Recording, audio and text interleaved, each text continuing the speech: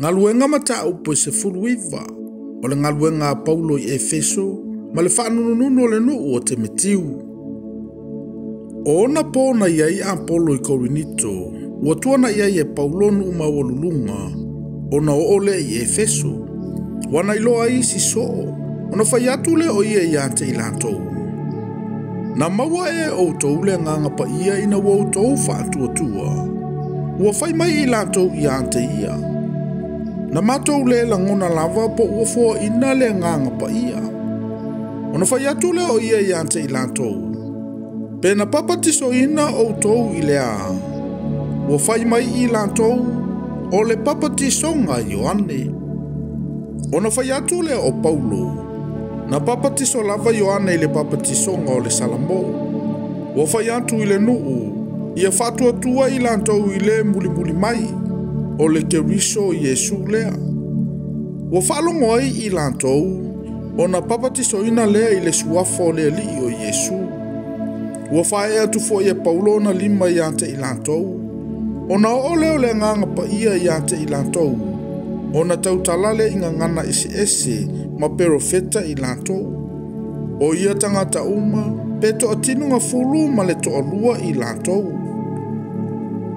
Ua ulu fale foi o ia i le sunako, ma la unga wha malosi atu.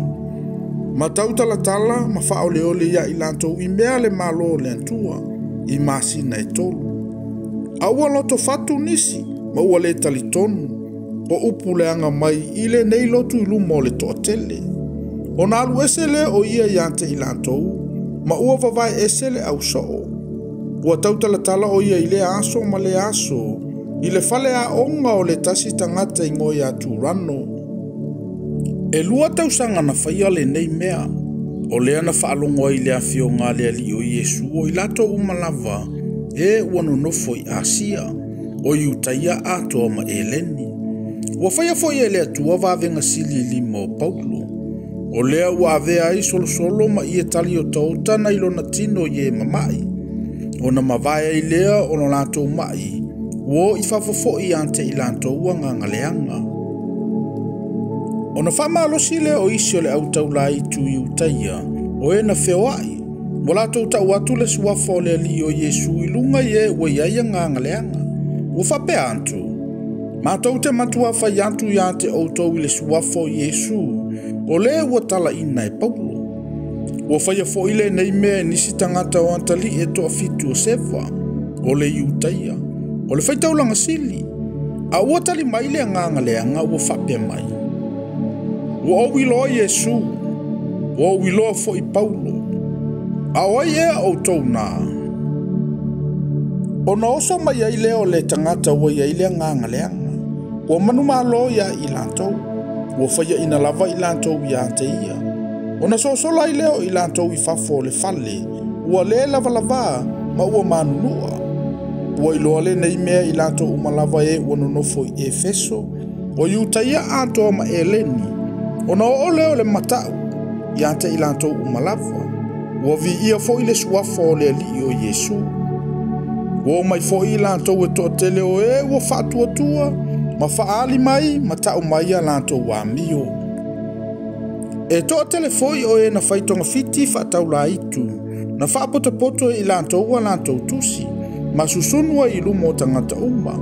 Una lato fai taule i a lato fatusa. Ua iloa ai, ua 50 afe o tupe a riu. O lea ua matua tupu tele ai, ma ua manu malo le a fionga le alii. Ua mawai ia mea, ona tuule e Paulo ilo na loto, a umona uiane i Maketonia ma Akaia, e alu Yerusalema ua whaapea o ia. A mawai ona o wiai, e te tau ona o wasiasi Roma.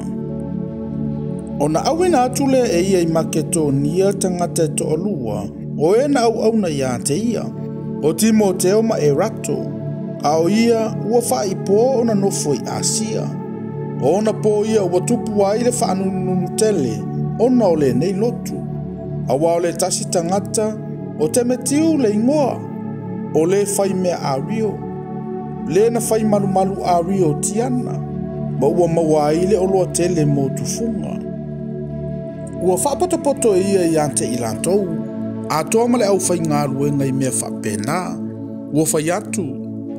So mai, ua utau I lo le nei whaiva ua tātou tamau ai ngai.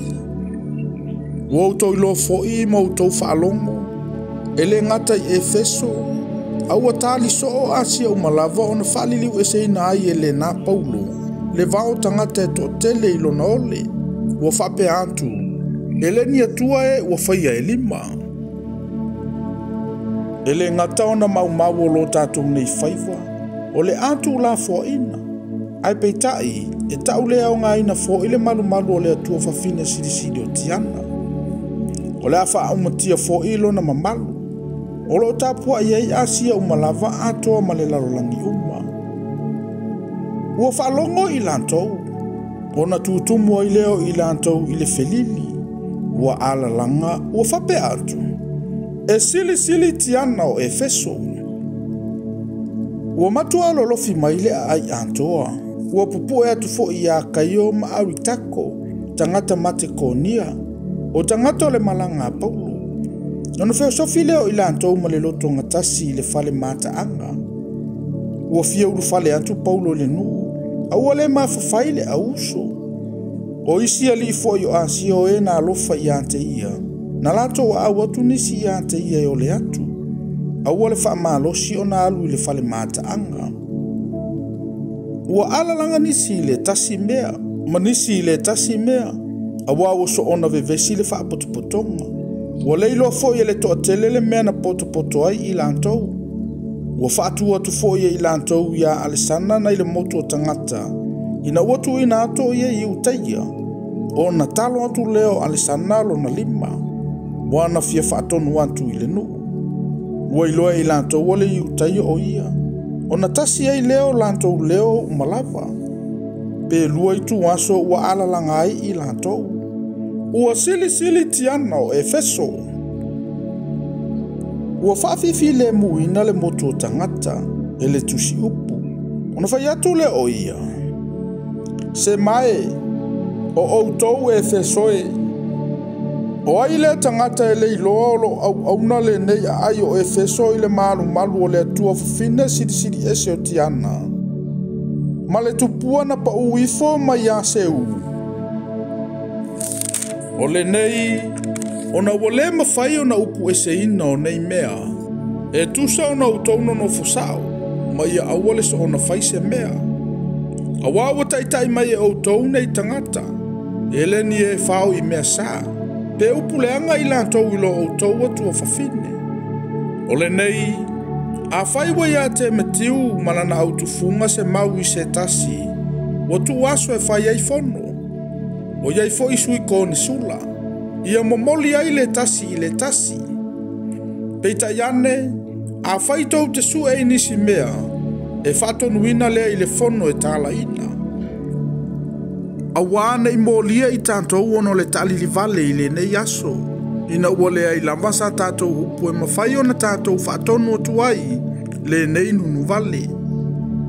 Ua uma atu ia upu, ona fatu ua le e ia o le whapotuputonga.